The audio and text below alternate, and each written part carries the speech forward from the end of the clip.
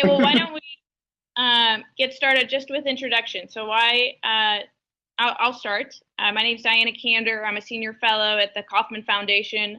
I work in the entrepreneurship group, and I focus mostly on early stage idea validation and startups. I mean, that's what we all do, but I guess that's why I'm here moderating. So why don't you tell us a little bit about each of you? Who should start? Why don't you start, Rasmus? Hey. Hi there, I'm Rasmus Tjerning. I'm from Denmark, and part of the Global Entrepreneurship Week. We have some 250 events going on in Denmark, but the event I'm running is actually a global event, one of the featured events of the Global Entrepreneurship Creative Business Cup.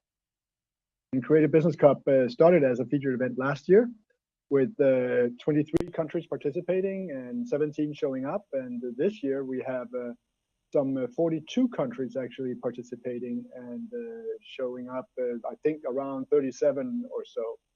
And what's exciting about the Creative Business Cup is that this is like you could say a vertical initiative where we focus on people and entrepreneurs from the creative industry. So gaming, entertainment, music, literature, people that not necessarily have an engineering background or an MBA, but people with a more artistic or creative background, and they often need more help in growing. So that's why we focus on that. And it's global, and a lot of countries have signed up, and Brazil is one of our good host countries.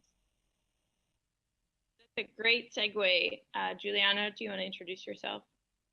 Hi, hello everyone. I'm Juliano. I'm Managing Director of Endeavor in Brazil. Endeavor Brazil has been leading Global Entrepreneurship Week here in the country for the last 5 years. A very successful track record. Our internal joke in Brazil is that we don't have a Global Entrepreneurship Week in Brazil. We have a Global Entrepreneurship Month in Brazil because we couldn't fit every activities in 1 week, so we have more than 2,000 activities going on in Brazil over the month of November. So I'm very glad to participate on the movement and very glad to talk to you. Fantastic. Didem. Yes, along the lines of Juliano, I'm the Managing Director of Endeavor Turkey, and we've been curating Global Entrepreneurship Week in Turkey for, I think, the past 6 years. It's very much, as Juliana said, it has expanded to be the month of Global Entrepreneurship Week. Fantastic, really excited. We have over 200 partners, and what's really exciting this year, I think, is that we really made a push into formalizing the different city-based kind of expansion strategy of Global Entrepreneurship Week. The other thing that we're seeing this year is that we have fewer events with more partners, thus they've gotten bigger. So the events themselves and the reach and the content has gotten bigger, and it's really exciting to see the quality of the events increasing. Fantastic. Rayshawn. Great. So Babson Rwanda Entrepreneurship Center has been hosting GEW here in Rwanda for the last 3 years. We are also seeing that we're going to have about the same number of activities, but more partners are involved. So we're really excited about the fact that hopefully we'll have more participants because of that, and just to get the energy up. That'd be great. Fantastic. So we'll get to Global Entrepreneurship Week. Oh, do we have anybody on the phone? Mark? Sure, this is Mark Marich with the global headquarters of Global Entrepreneurship Week, based out of Washington, D.C.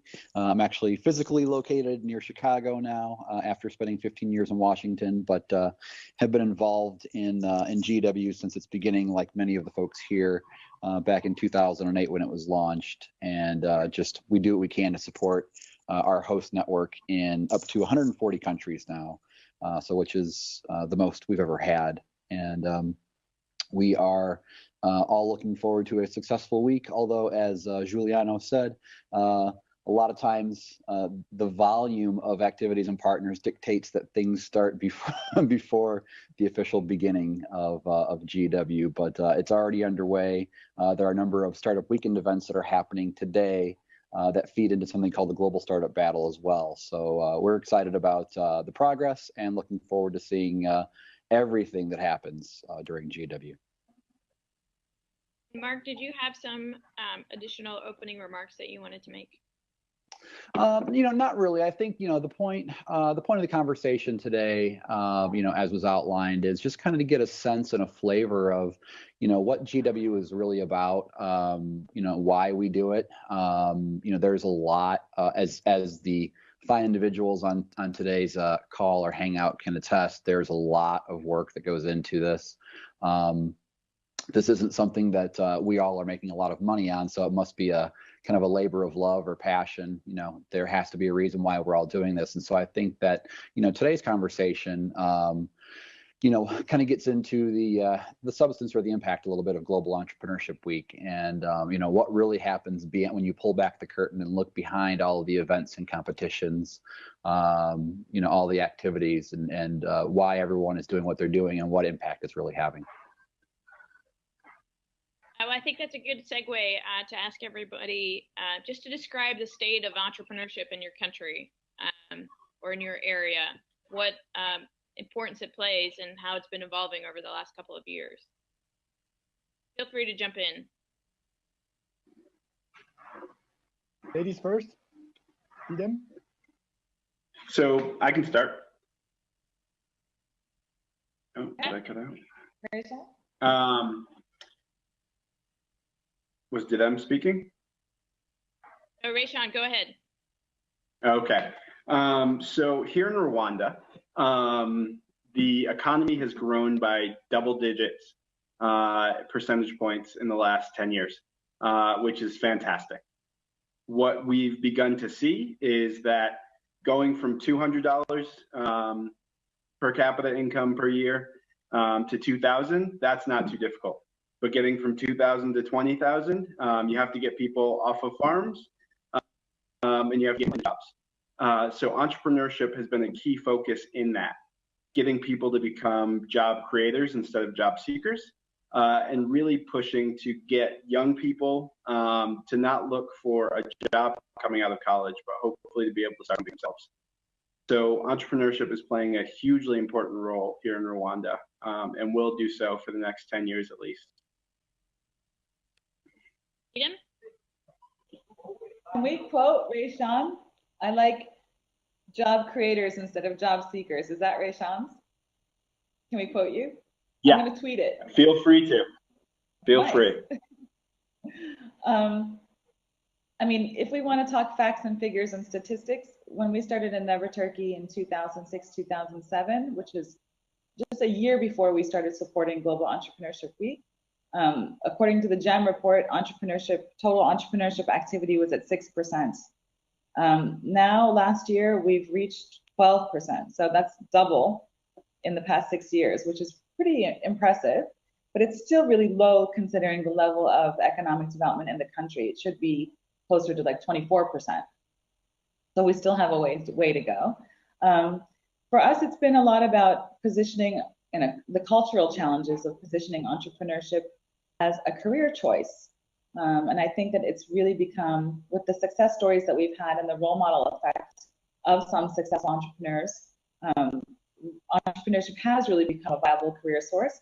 Even parents recognize that entrepreneurship is a potential career for their kids, which is quite nice. And of course, together with the introduction of more entrepreneurs, that also increases the organization and the appetite, I think, for local investors. So we're seeing the ecosystem really starting to evolve in balance. There's a beautiful and elegant optimization. So as more projects come online, or as more entrepreneurial initiatives, the pipeline of companies, the pipeline of activity increases, the funding for them also increases. It's kind of a self-rewarding or self-enforcing cycle. Would you mind adding what kinds of companies you're seeing participate in entrepreneurship activities? Like, is there any sectors that are more represented than others? I think we're really diversified. I mean, it starts off, I mean, at the younger level, like at the young entrepreneurs, let's say university, etc. It tends to be a lot of online app development, that type of activity. But you see kind of mid-career young urban professionals also making the shift into entrepreneurship. And there you see a lot of services businesses, including traditional industries. So it's pretty well balanced. I wouldn't say that there's one area that's coming more aggressively than the other. We talk about technology more, probably because innovation is more correlated with technology, but there's still a lot of room for growth just in traditional industries and services as well. Rayshawn, I'm going to go back to you just for a second. Are there any industries that are represented more in terms of the types of businesses created? So we're seeing a lot of young entrepreneurs come about. And just like Diana was saying, ICT is the place where that's happening. There's also a huge push in Rwanda to become an ICT hub.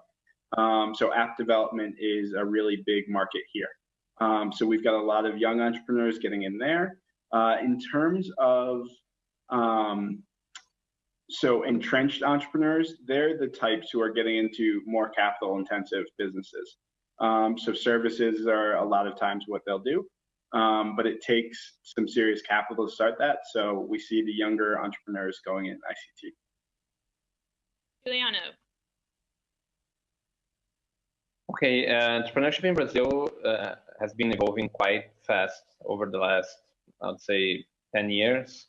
Especially after we started Global Entrepreneurship Week, we did some massive media partnerships here that put the subject into the minds of young people, and that helped a lot on changing the mentality, especially on what Didan was saying about entrepreneurship as a career choice. We didn't see that 10 years ago in Brazil. Now it's a mainstream. Over a quarter or 3/4 of Brazilians consider entrepreneurship as a good career choice, which is great. But now the challenge here is, as we discussed over GEC in Rio de Janeiro in March, is to balance the startup ecosystem with the scale up of companies. We have a lot of young people and entrepreneurs starting up their companies, but the business environment and the stories of scaling up are still not on the right number for us. Only less than 1% of the Brazilian companies can grow more than 20% a year, which we think is a little bit low, and we want to foster this sort of development of the companies and development of the entrepreneurs. Yes. Excuse me? Would you like to share? Yeah. Sure, I would like to share because it's a bit different in Denmark. On the surface, we just had a survey published yesterday. The Danes, they love entrepreneurs. They really, it says, the headline said that the Danes really want to hug entrepreneurs. But when you ask the Danes whether they want to become entrepreneurs, then it's actually quite low. It's very low. And so you could say in Denmark, entrepreneurship is big, and the Entrepreneurship Week is big with a lot of events. It's a small country with 5 million people. But on the other hand, when you're on a payroll, if you're employed, you receive a lot of benefits. You have 1 year maternity leave paid. And when your child is sick the first day, you usually get off for free, etc.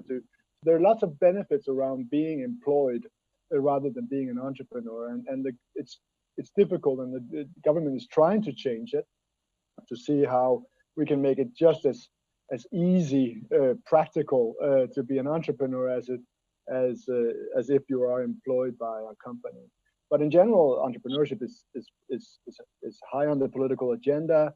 it's seen as, I think we realize that all big companies are small one day, and the wealth that we have in Denmark has come from partly from creative companies, but also from trading. And I think if there's some sectors that are doing well, it's creative sectors, but also biotech and clean tech, you know, the windmills and all the environmental things. And of course also ICT. And those are I think the focus areas in Denmark. But we're a bit, I think, spoiled as employees in Denmark. Very strong labor unions and good relationship between the labor unions and the employers' unions. So in that sense, we have a system that does not necessarily promote entrepreneurship as such. But Skype, one of the Skype founders were Danish, or is Danish. So there is some willingness to disrupt the established systems. Yeah, well, I think that's a great lead-in. A lot of you already alluded to it, but I'd love to talk about the biggest obstacles in your countries to entrepreneurship. Rasmus, are there any other things that you want to mention besides, you know, the benefits that are available by being an employee that are preventing people from jumping into starting a business? A lot of it is about culture also. It's about whether you have a culture of risk takers, or and how you treat people who fail. And I think that's also, I know there are also people focusing on that, the whole culture of failure and the culture of risk taking. And I think that's something about, you would say, the Danes are rather risk averse, and that is not something that can easily be legislated. How people behave and what they feel,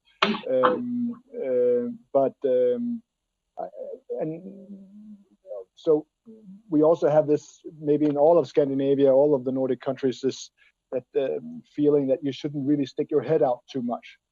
Again, you shouldn't be too extravagant. You shouldn't be too. You should be a little bit modest, and maybe that also will then go back on the entrepreneurial spirit. Because it's actually quite easy. There's not a lot of bureaucracy and not a lot of red tape.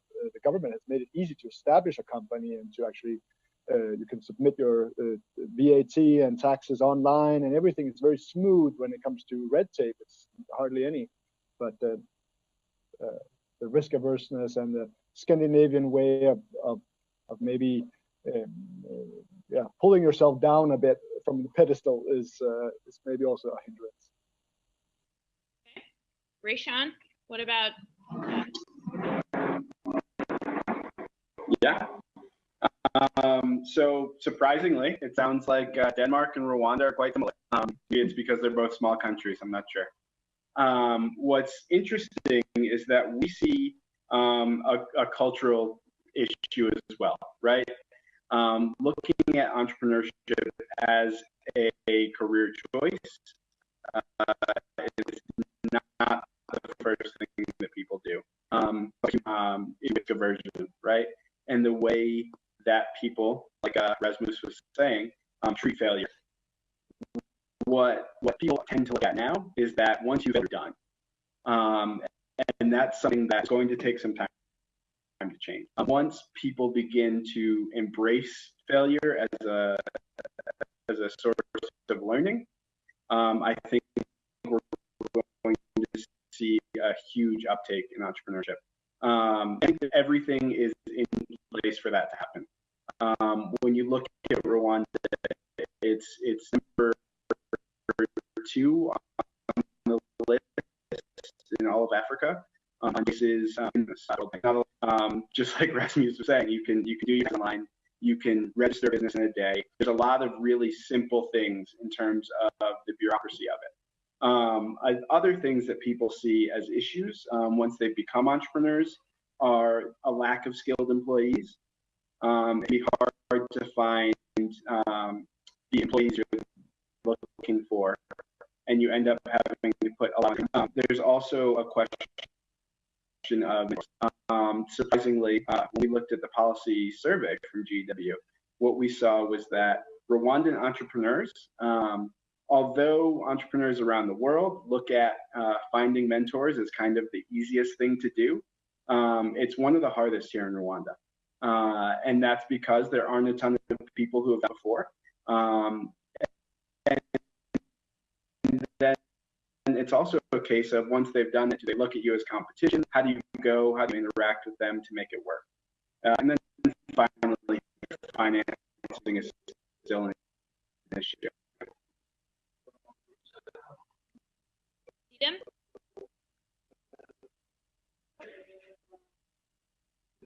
I echo many of the things that people said. But in Turkey specifically, I think one of the biggest challenges is also business opportunity identification.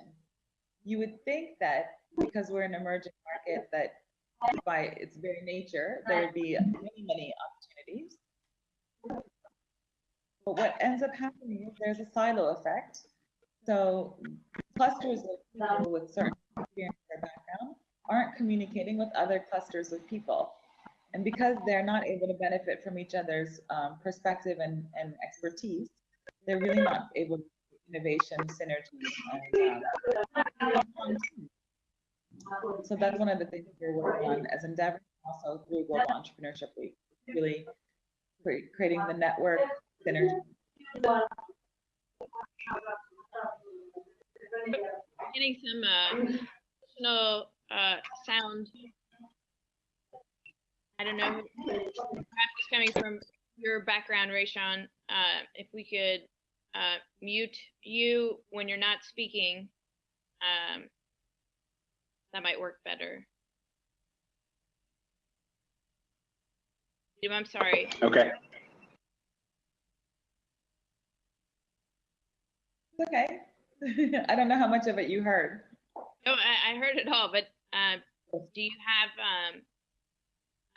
any ways to combat,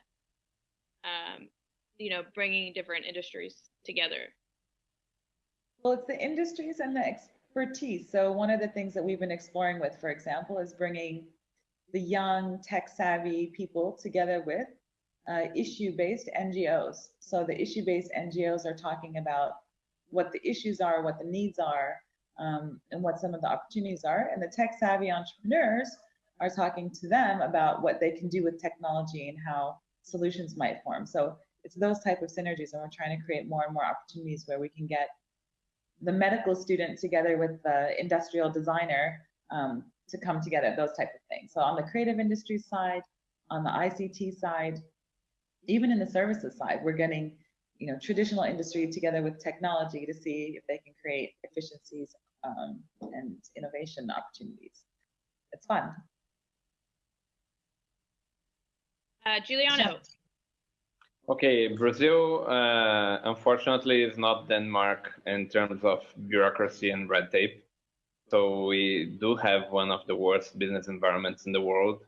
If you look at Doing Business report recently launched by the World Bank, Brazil ranks like 120 on the global ranking, and which is quite hard for entrepreneurs because they do suffer a lot in terms of finding the right steps to open a business, to pay their taxes, and this is really hurts entrepreneurs and prevents many of the potential entrepreneurs to open a business only because of the nightmare that can be the idea of opening a company in Brazil. So we still have a lot of things to improve on this side, but also we have a challenge on building capacity on Brazilian entrepreneurs. We are passing through this massive cultural change where people can now consider entrepreneurship as a career choice, as I said before. But we still have a long way to go in terms of how people can become better prepared entrepreneurs, because we are on a first generation opportunity-based entrepreneurs here, and they are all pretty much, I would say, naive. They commit the same mistakes everywhere. In different sectors, in different parts of the country. And what we are trying to do here, not only as Endeavor, but of course as GEW, is to learn from the examples of people and entrepreneurs who did do a great job by passing through these barriers in Brazil, and try to showcase the stories and the lessons learned to as many entrepreneurs as we can, not only during November, but also throughout the year. Great. I thought it'd be fun to let each of you brag a little bit on your country. So my question is, what do you do better than any other place in the world in terms of entrepreneurship? So Juliana, would you like to start? Well, in terms of entrepreneurship, well, I think we have entrepreneurship and GEW, I would say. I think we did a great job here over the last 6 years to create a movement that is really, really widespread through the society. So it's not about Endeavor. It's not about 2 or 3 organizations. We are more than 900 organizations this year running activities in Brazil. I don't need to push anyone to run activities. We have local committees in biggest cities in the country, students running activities, universities, government. So it's really, really with media attention, really, really strong. So we really did a great job on creating a global ecosystem here surrounding entrepreneurship. I think this is what I'm most proud of. Great. Rasmus. Well, I'm most proud of my featured event, the Creative Business Cup. We have somehow hit something that makes sense and has a lot of meaning, because we're only in the 2nd year and we're overwhelmed by the interest by the media and all the hardworking national hosts that are actually running national creative business cups, finding supporting these kind of special kind of entrepreneurs, as I mentioned in the beginning, that have a harder time growing than other entrepreneurs, and giving them the right tools to grow. And it started out as we went to Liverpool to the GEC and made a little presentation, said, would anyone like to join us? And a lot of countries did, and if it keeps going at this pace, I'm very proud of that. We have, but I'm also saying it's been a bit by accident that we had a sense that these entrepreneurs from the creative industries over in fashion and design and computer games and these had a more difficult to access finance and had a more difficult time to actually develop business concepts, and it's proven that there was a need, or there is a need, and proud of that we've been able to come this far in just 2 years, and in 2 more years, where will we be? And we would like to develop into like a World Creative Forum, like the World Economic Forum, where we could maybe also, this year we're also inviting a lot of investors, and I think that's something that we need to focus more on in this access to finance issue, that you can actually make a lot of money in the creative industries. Just look at Cirque du Soleil. For the first 10 years, they got support from the Canadian Arts Council, and his main qualification was to walk on stilts, and now it's $1.2 billion Canadian dollars, but still, and 5,000 employees. It's this example of there is actually money to be made, and in the creative industries, and I'm happy about this, and also overwhelmed. That's great.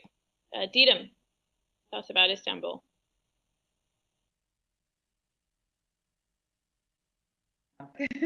I probably 2 things, kind of echoing what Juliana was saying. I think it's really remarkable the level of collaboration we've created in the ecosystem. And we really do owe that.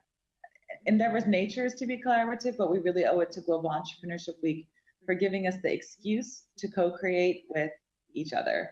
So that became for us a very important implicit mission of Global Entrepreneurship Week.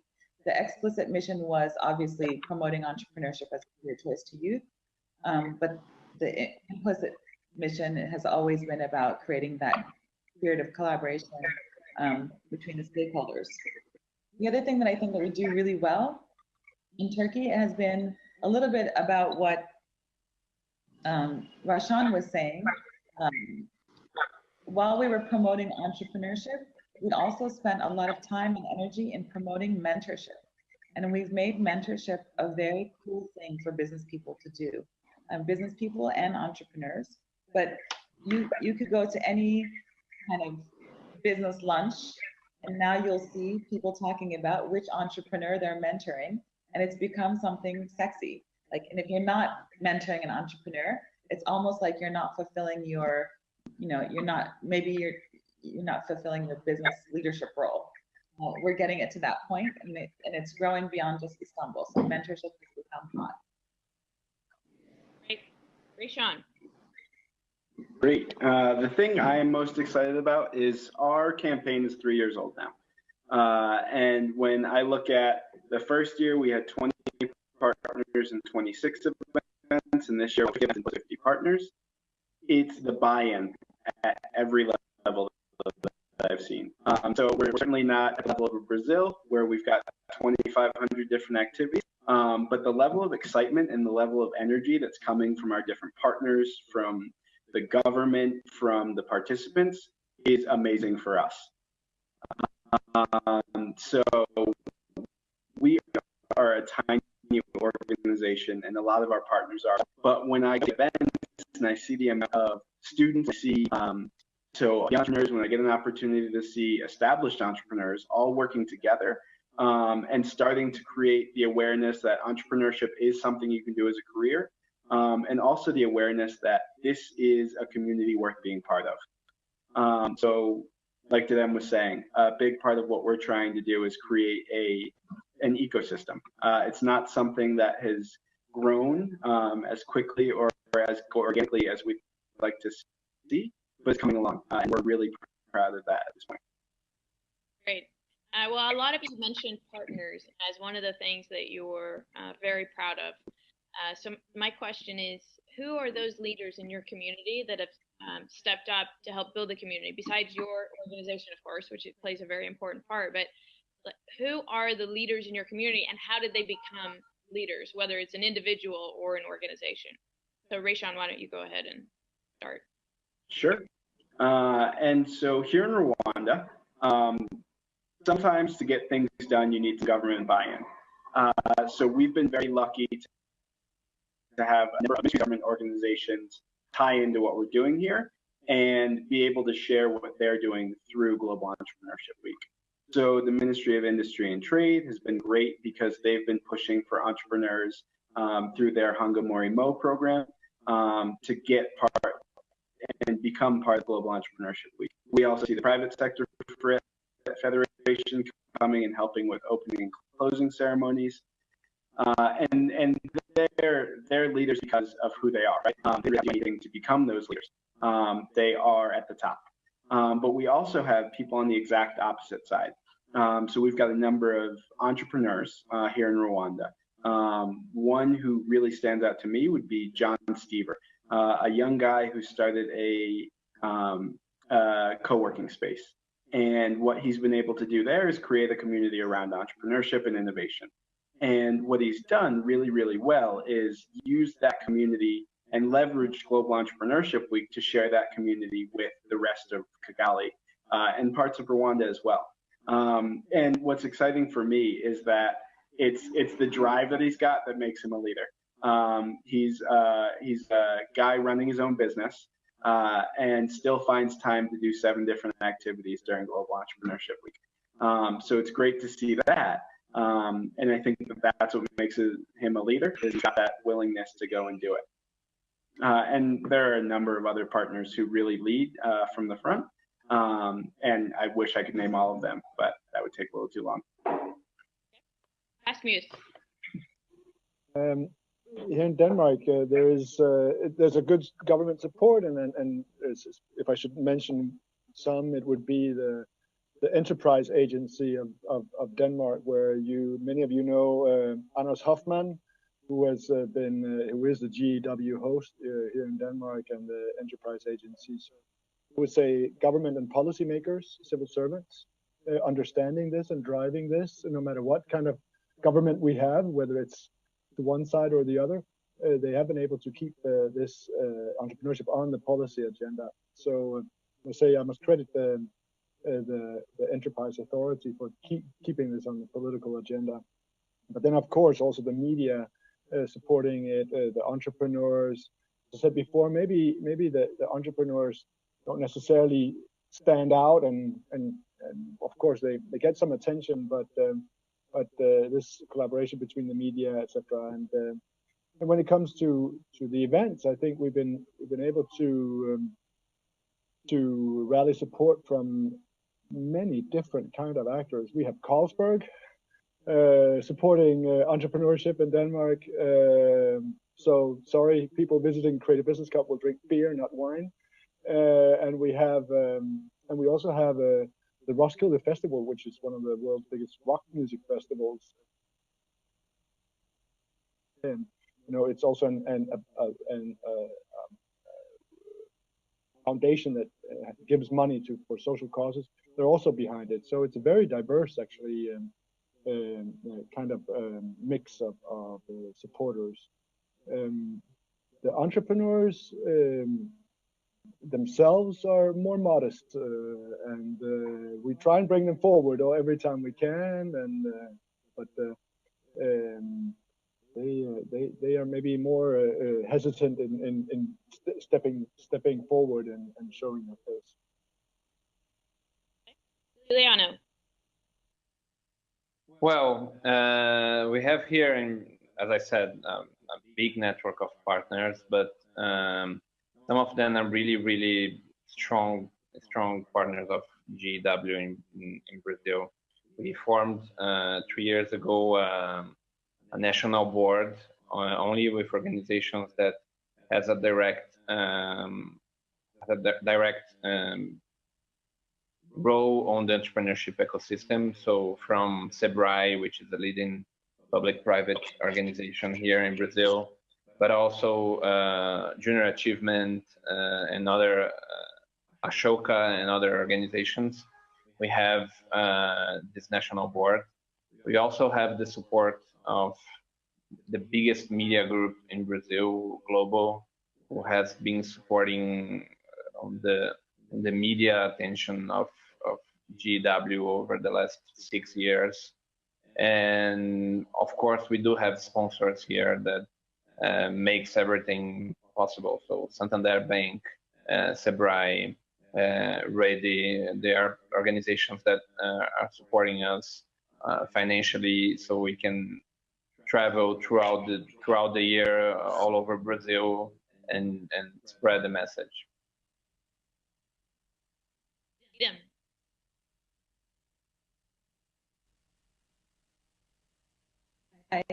So I think for us, it has been really the members of our steering committee. Over the past 6-7 years, the steering committee is comprised of NGOs that are specifically focused on entrepreneurship or business associations. So it's the Young Business Owners Association or the Young Professionals Association, plus then the Women's Entrepreneurship Group and the Chamber of Commerce Youth Entrepreneurship Council, the Chamber of Commerce Youth Women's Entrepreneurship Council, the Women's Entrepreneurship Organization. So they became the anchors, but then we really couldn't move until we got the universities involved. And the first year, 6 years ago, we invited 15 universities from Istanbul to sit around a table to talk about Global Entrepreneurship Week. And they told us it was the first time they had ever sat at the table together. So then it was like an aha moment for us. But since then, we've been collaborating with those universities, and between the business organizations who are providing the mentors and the content, and the universities who are giving us access to the students and the facilities, then of course that attracted the attention of the private sector who wanted to get involved. And they became then more the event sponsors. And throughout this, we've had 3 partners: an ad agency called TBWA, a PR agency called Image, and a social media agency, which is one of our Endeavor entrepreneurs. And they run Global Entrepreneurship Week communication campaigns, not just during the week, but throughout the year. So they've been really helpful in terms of pro bono services. So it was kind of a catch-22. And then, of course, when the private sector got involved, then the media got involved. And then when the media got involved, that's when government got involved. So for us, it was really a chain reaction of activities that happened. It was the culmination of the organizations, followed by the universities, followed by the sponsors, followed by the media. Government was the last to join us, but we're glad that they're part of us now. Dina, I'm going to stick with you for the next question, and this is going to be a tough one. So we preach to entrepreneurs all the time that there are certain metrics that matter more than other metrics in their business. So which metrics are valuable to your organization? How do you keep track of whether you're successful or not? What are those success metrics for you? You mean for Global Entrepreneurship Week or for entrepreneurship in general? For entrepreneurship in general. Through Endeavor, we're really looking at year-on-year growth. We're looking at job creation. We're looking at number of patents that a company might have issued.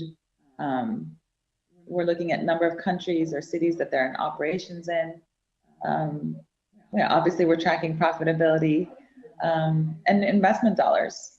So it's kind of those 5-6 main metrics that we're looking at. What about for Global Entrepreneurship Week? So for Global Entrepreneurship Week, we started, we were using the generic KPIs, number of partners, number of participants, number of volunteers, number of events. But I think now media hits, number of media hits, etc. But I think we're also going to start looking at it in terms of number of hours, because one full day conference and one panel, right now they count as, each counts as one, but we believe that there needs to be a weighted average in terms of how we count those metrics. I think we'll look at that. Giuliano? Well, not too many different things from Didden for obvious reasons. In terms of entrepreneurship, we share the same criteria. We look for growth of the companies. We look for job creation. We do analyze our what we call our outreach impact. So we try to make sure that we monitor how many people we are reaching with our stories and with our lessons learned here. We also try to analyze media hits for Endeavor and for GEW. When we talk about GEW, it's about partners, it's about activities, but it's also about the number of what we call ambassadors here, people who volunteer themselves to participate on GEW, to be a local ambassador and make sure that our message is widespread in their cities and their communities. So we look on these two sides. Rayshawn?